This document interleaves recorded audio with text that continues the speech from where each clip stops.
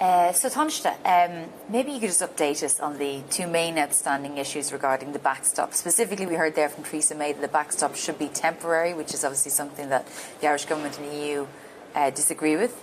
And similarly, she said that it should be UK-wide. So where are we at?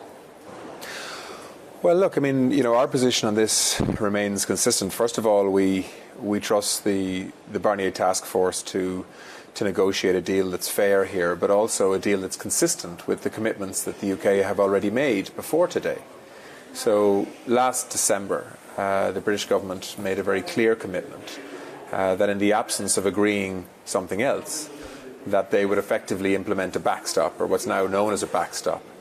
And it was quite precise what that was, which is that the UK would maintain full alignment with the rules of the customs union and single market in the areas necessary to protect North-South cooperation on the island of Ireland, to protect an all-island economy and to protect the peace process.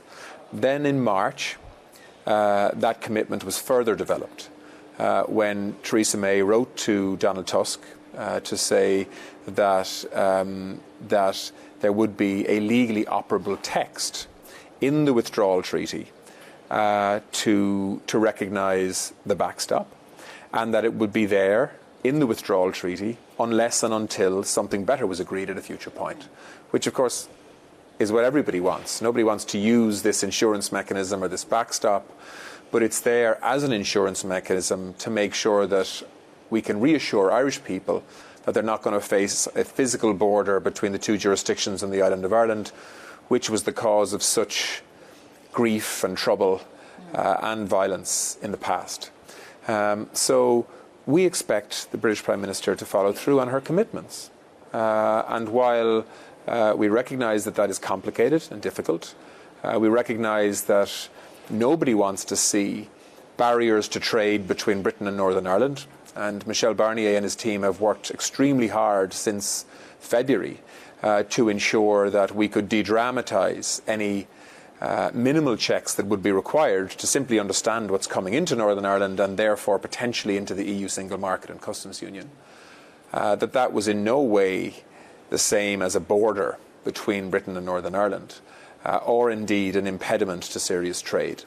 So, the negotiating teams have spent a lot of the last 10 days on this issue.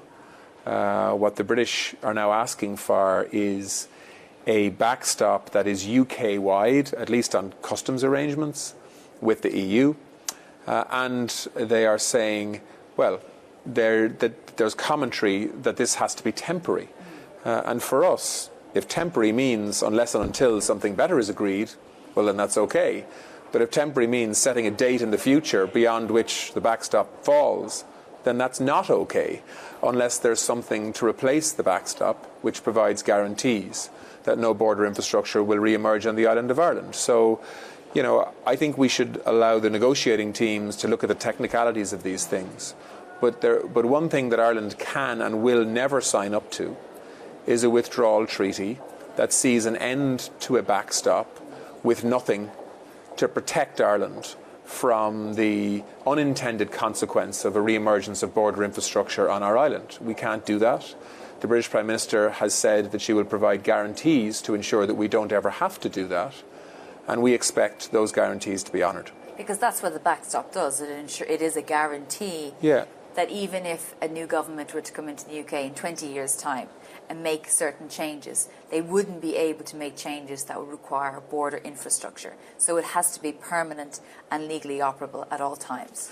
Well, it's permanent in that it's there unless and until something better is signed off on by everybody. And we're up for that. We want a future relationship to be negotiated that's so comprehensive that it means barrier-free trade. And so then there's no need for a backstop if there's a future relationship that resolves any concerns around the border.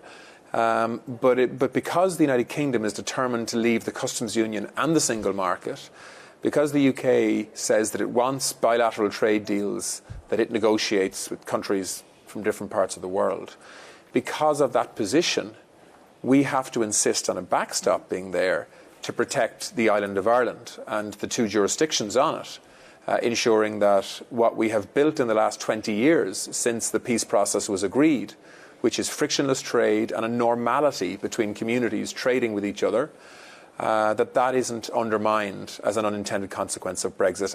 I think the British Prime Minister agrees with that sentiment, but her negotiating team now needs to negotiate a solution to that with the Barnier task force, who in my view have been incredibly patient and also very consistent on this issue.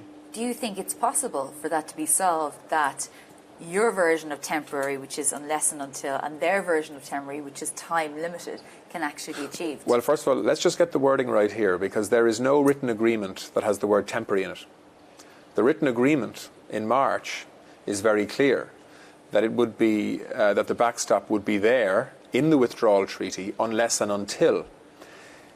Some on the British side have interpreted that as temporary.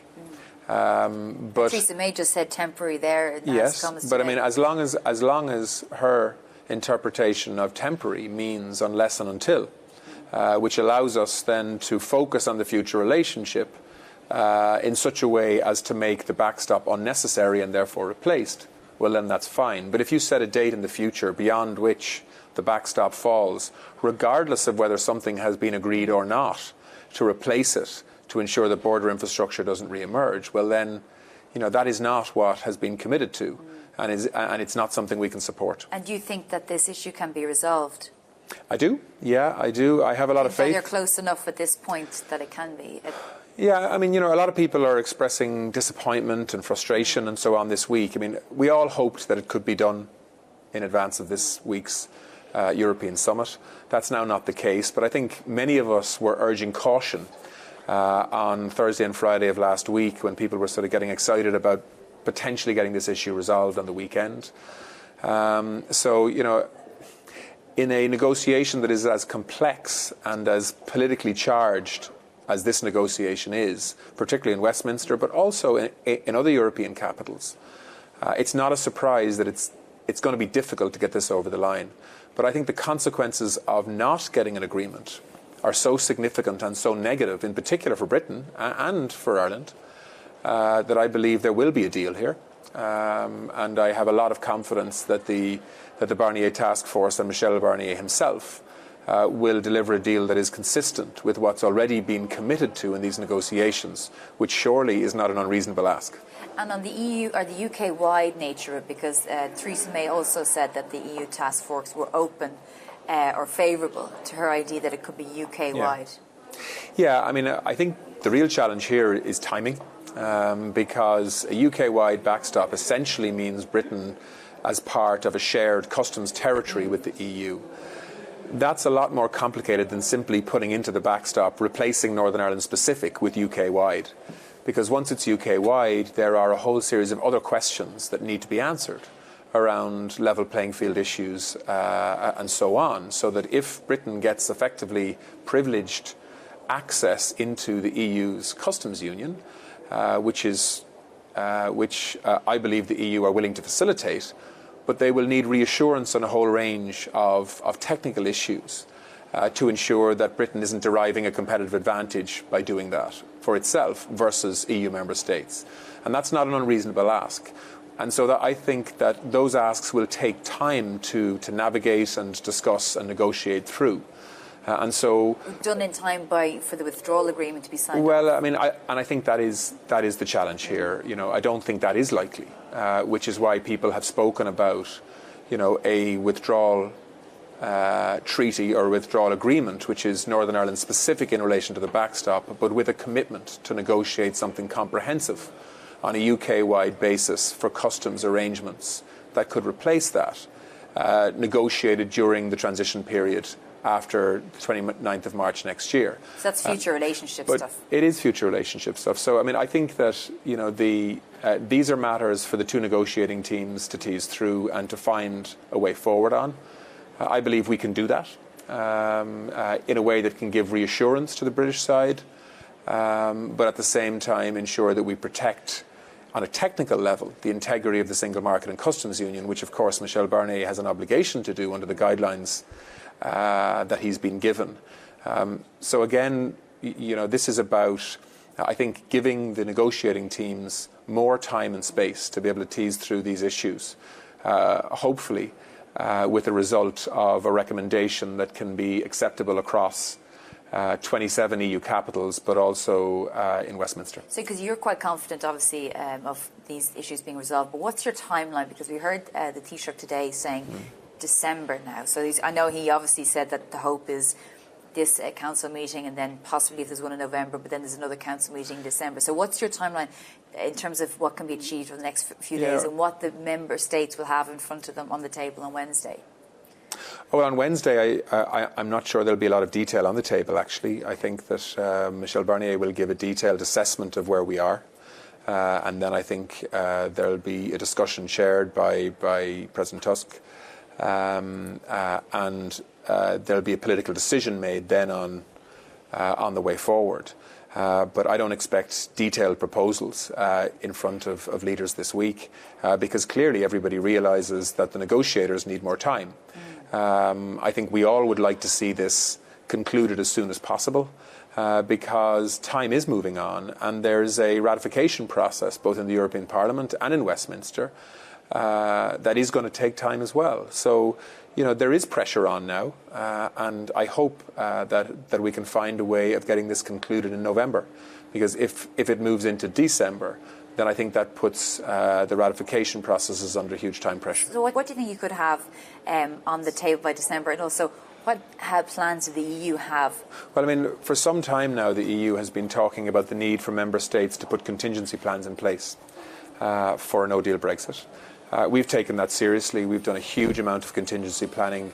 We're speaking to hundreds of businesses across the country, in fact, thousands of businesses across the country now, helping them to prepare. We're putting financial support programs in place to allow them pay for professional advice to put Brexit planning in place, looking at things like potentially changing supply chains, looking at basically bringing people up to speed on how customs works, for example, and so many other things that businesses can do to become more Brexit ready.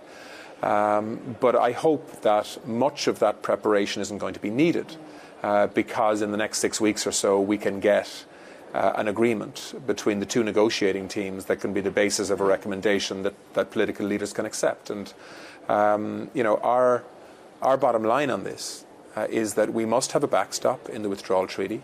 That backstop cannot be time limited in terms of an end date. It needs to be there unless and until something better has been negotiated and agreed. And the issue of it being UK-wide or not, I trust the Barnier Task Force to do as much as is possible technically to help the UK on this. But Michel Barnier also needs to protect the interests of the EU in terms of our own single market and customs union. And that's the obligation that he'll follow through on. But given all of those pressures, I still think we can get this done. Don't forget that on the withdrawal treaty, the vast majority of it has already been agreed. Some of those issues were very contentious, and some people couldn't see a way forward on some of those issues. They've now been resolved. And I believe the Irish border question can be resolved as well to the satisfaction of Ireland in the way that I've outlined, but also in a way that can be supported in the UK and across the European Union.